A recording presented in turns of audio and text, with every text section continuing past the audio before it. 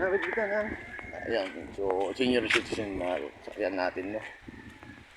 So nag-aabol pa rin na so bigyan natin ng bigas.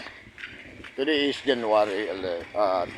Mamaya abangan nyo po yung raffle natin ng medalyon. So good morning po sa ating lahat, sa lahat pong Bicolano.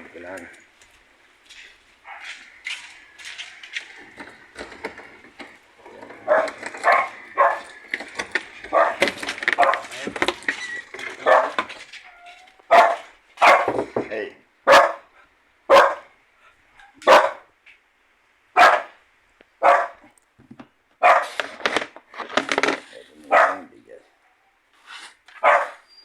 Ito yung bigas sa atin.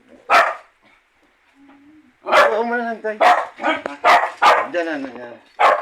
Bigas. Itis pa masahe. Nakikita ka dyan.